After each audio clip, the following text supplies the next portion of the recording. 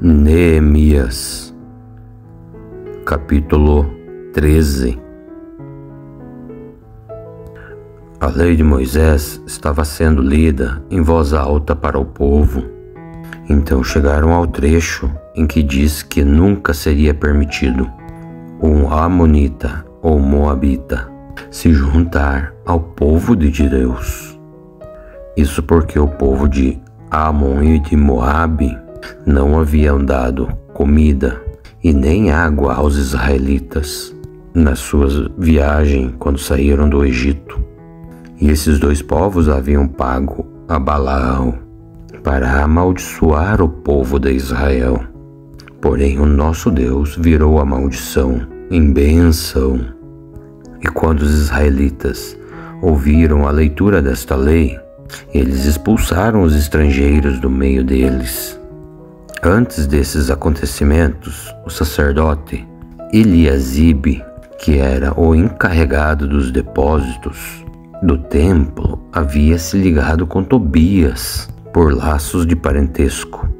Por isso ele havia deixado que Tobias usasse uma sala grande, onde antes eram guardados as ofertas de cereais e de incenso, os objetos usados no templo, as ofertas para os sacerdotes, e a 10ª parte dos cereais, e do vinho, e do azeite, dados para os levitas, os músicos, e para os guardas do templo. Porém, quando isso aconteceu, eu não estava em Jerusalém, porque no ano 32 do reinado de Artaxerxes, o rei da Babilônia, eu havia voltado para lá, a fim de dar ao rei um relatório. Mas depois de algum tempo ele me deixou que eu voltasse. Então voltei para Jerusalém e fiquei sabendo do mal que Eliasibe havia feito, deixando que Tobias usasse uma sala do templo. Eu fiquei tão furioso que joguei todos os móveis de Tobias para fora da sala. Depois dei ordem para que a sala fosse purificada e também os objetos do templo, as ofertas de cereais, o incenso, fossem colocados ali de novo.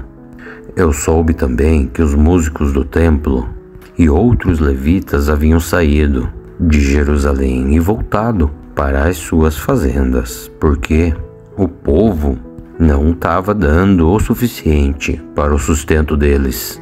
Então eu repreendi as autoridades por deixarem que o templo ficasse abandonado.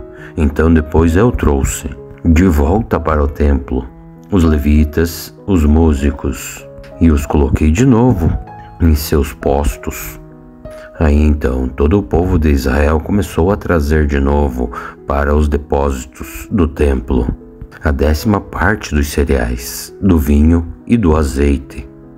Eu fiquei encarregado de tomar conta dos depósitos dos seguintes homens: sacerdotes, Selemias, Zadok, do escrivão, e um levita, chamado Pedaías, e como ajudante deles pus Hanan, o filho de Zacur e neto de Matanias. E eu sabia que podia confiar nesses homens.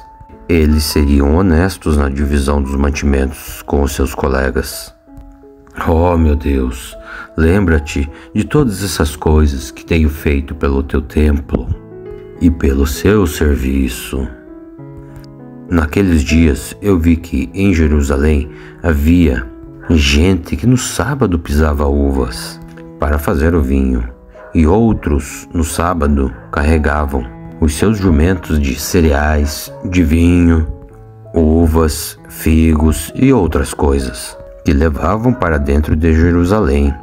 Então eu dei ordem para que não vendessem nada no sábado. E alguns homens de Tiro que moravam em Jerusalém traziam peixes e todo tipo de mercadoria para a cidade, para vender ao nosso povo aos sábados. Então eu repreendi as autoridades dos judeus e lhes disse: vejam só que coisa errada vocês estão fazendo. E vocês estão profanando o dia do sábado. Foi por isso mesmo que Deus, o Senhor, castigou os seus antepassados deixando que esta cidade fosse destruída. E agora vocês insistem em profanar o sábado, fazendo com que assim Deus, o Senhor, fique muito irado com Israel. Portanto, então eu ordenei que os portões da cidade fossem fechados antes que começassem cada sábado, e logo que fosse ficando escuro, e não fossem abertos até que o sábado terminasse. E coloquei alguns dos meus homens no portão, para que nenhuma carga fosse levada para dentro da cidade aos sábados. Uma ou duas vezes, os negociantes que vendiam todo tipo de mercadorias passaram a noite de sexta-feira fora das muralhas da cidade. Mas eu os avisei, não adianta nada vocês passarem a noite fora das muralhas da cidade, esperando pela manhã, pois se vocês fizerem isto, eu usarei a força. Então, daí em diante, eles não voltaram mais no sábado. Eu ordenei que os levitas se purificassem e fossem guardar os portões, para termos a certeza de que o sábado seria conservado santo. Oh, meu Deus, lembra de mim por isso também, e tens piedade de mim por causa do teu grande amor. Nessa época descobri também que muitos judeus haviam casado com mulheres de Asdod, de Amon e também de Moabe. Metade dos seus filhos falavam a língua de Asdod ou outra língua, e não sabia falar a língua dos judeus. Eu repreendi aqueles homens e os amaldiçoei.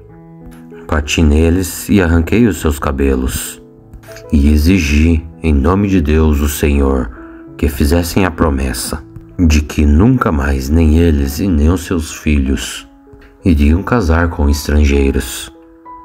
E eu disse a eles: foram mulheres estrangeiras que fizeram o rei Salomão pecar. Ele era mais famoso do que todos os outros reis das outras nações. Deus, o Senhor, o amou e colocou ele como rei de todo o povo de Israel. E, no entanto, ele caiu neste pecado. Então, será que nós vamos seguir o exemplo dele e desobedecer ao nosso Deus, casando com mulheres estrangeiras? Joiada era filho de Eliasibe, o grande sacerdote. Porém, um dos filhos de Joiada havia casado com a filha de Zambalate da cidade de Bet-Horon. Por isso eu expulsei Joiada de Jerusalém. Oh, meu Deus, lembra-te de como essas pessoas mancharam não somente o ofício de sacerdote, como também a aliança que fizestes com os sacerdotes e com os levitas. Eu purifiquei o povo de tudo que era estrangeiro. Fiz regulamentos para os sacerdotes e para os levitas, a fim de que cada um soubesse qual era a sua tarefa. Organizei o fornecimento da lenha a serem usadas nos sacrifícios, para que fossem tragas no tempo certo.